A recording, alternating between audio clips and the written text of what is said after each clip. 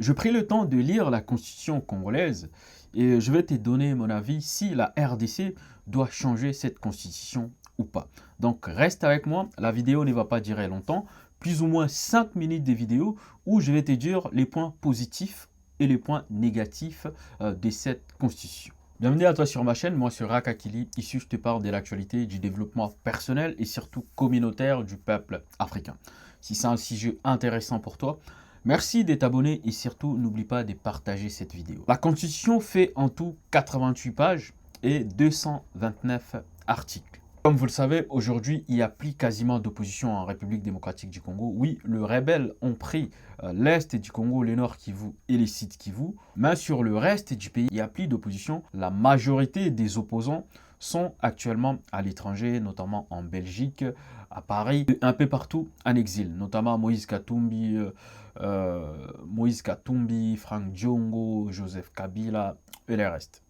Et donc, aujourd'hui, le pouvoir en place veut absolument changer la constitution.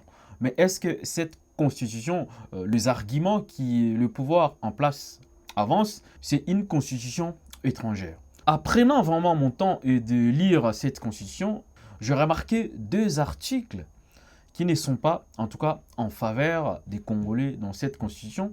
Et on va commencer par ces deux articles. Cette constitution me pose problème, par exemple, avec l'article 10. L'article 10, on va lire ça ensemble. Un Congolais n'a pas droit à la double nationalité. Ce que je trouve dommage parce que aujourd'hui, un Congolais d'origine qui se trouve à l'étranger et qui n'a pas droit à la double nationalité et qui veut investir chez lui, qui veut même rentrer chez lui, se trouve coincé. Et quand il arrive en RDC, il est comme un étranger chez lui. Donc, s'il y a une possibilité de regarder avec les Congolais comme le scrupule la Constitution, d'aller s'il faut sur un référendum, et faire le référendum pour accorder aux Congolais d'origine, du père et de la mère, la double nationalité. Le deuxième point qui me pose problème dans cette Constitution, c'est l'article 217. On va lire aussi ensemble.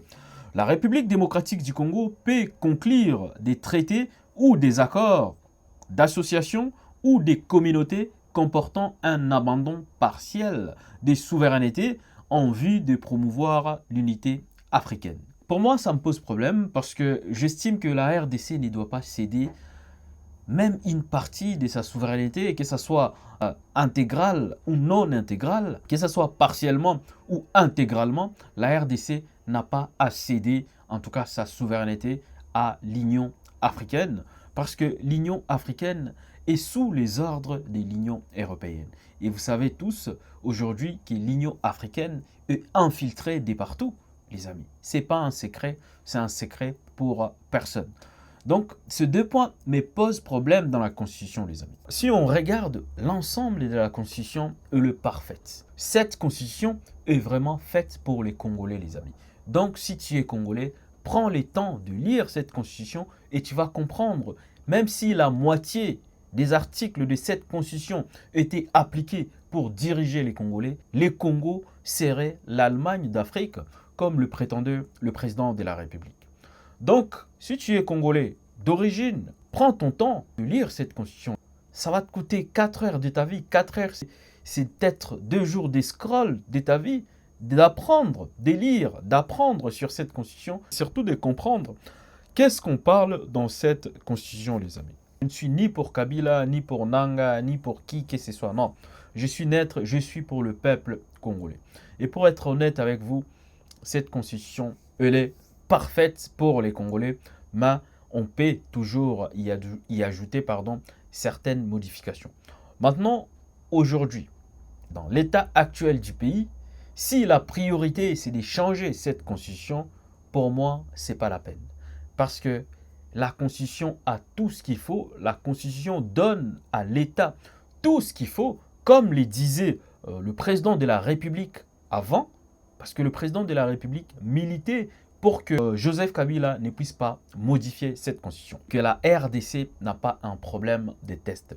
La RDC a vraiment un problème des hommes.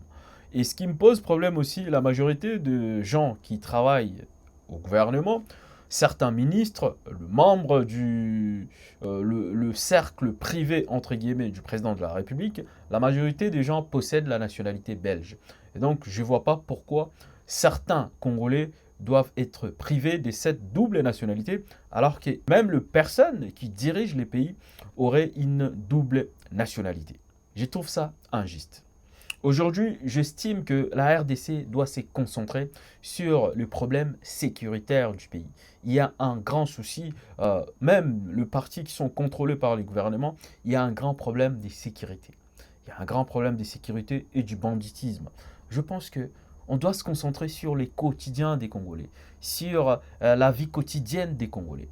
C'est la priorité aujourd'hui du gouvernement sur les constructions des infrastructures. C'est ça. Dans cette constitution, je vois pas, en tout cas, je vois pas des problèmes.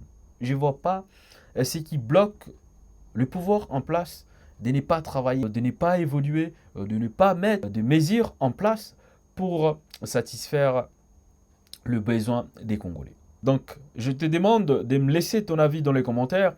Le but, ce n'est pas de fustiger le gouvernement, mais de te dire, toi, mon frère, ma sœur, étant congolais ou africain, aujourd'hui, la RDC n'a pas un problème de constitution. Maintenant, si les pouvoirs en place ou les gouvernements estiment qu'ils veulent rester au pouvoir, ça, c'est autre chose. Donc ça, il faut être clair avec les peuples. Nous voulons rester au pouvoir. Nous devons, en tout cas, changer la constitution. Et là, le peuple congolais va prendre une décision, soit le peuple congolais ira dans la rue pour manifester, pour s'opposer à ce changement, soit le peuple congolais acceptera et donnera l'accord au président de la République de changer cette constitution, les amis. Mais je te demande de me laisser ton avis dans les commentaires et surtout, n'oublie pas de partager cette vidéo. Merci à toi qui m'as suivi jusqu'au bout. Il est temps de se réveiller, frères et sœurs. Debout, Congolais, Rack Mentality.